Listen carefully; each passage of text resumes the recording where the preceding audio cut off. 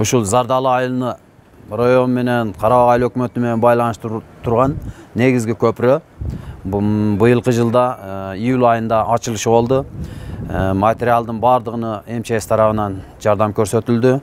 Анан жумуш жалпы ушу Карабак айылындагы Зардалы айылындагы туруктуу жашоочулардын элдик ашар жолу менен бүткөрүлдү да. Материал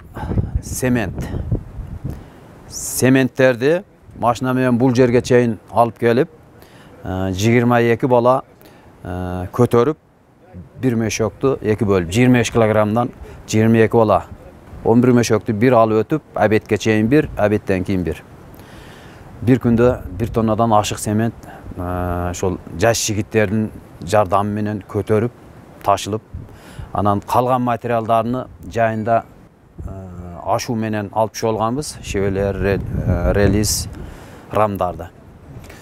Зардалы айыл жагынан алып келип, кыскасы июль айында араң 2 жыл дегенде көпүрө бүткөрүлүп, бүгүнкү күндө элибиз ушу каттап турган учуру.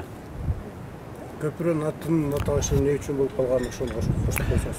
Köprünün atılışı Sarkarып Урайым köprüsü oldu. Урайымда турганда? Урайым. Урайым. Себеби ал киши көпүрө башталгандан бүткөнгө чейин ошол сварка ишине, темирлерди ширетип, бүт мүмкүнчүлүгүнүн убактысына ушул көпүрөгө жумшады. Анан көпүрө бүткөндөн бүтөр алдында бул дүйнөдөн өтүп кетти да.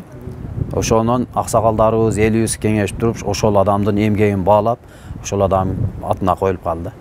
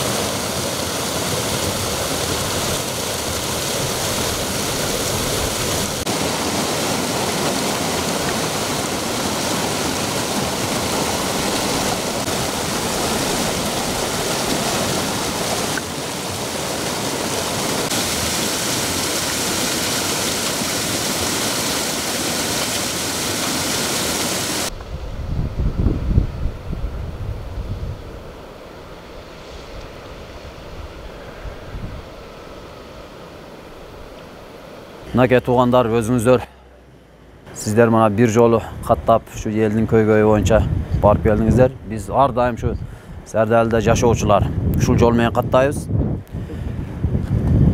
Негизгиси бул жолдо буга чейин көп кооптуу эмелер болгон, окуялар болгон. 5-6 адам түшүп кетти, мал жандыктарыбыз түшүп атат. Анан аралыгы 8 километр, негизги 3 эле жерде кооптуу зоодун боору жардырылыш керек. Ошого бир мүмкүнчүлүк болсо, жогору жактан бир мамлекет тарабынан көңүл буруп койсолор жакшы болот деген бир элдин бир жакшы үмүтү бар да.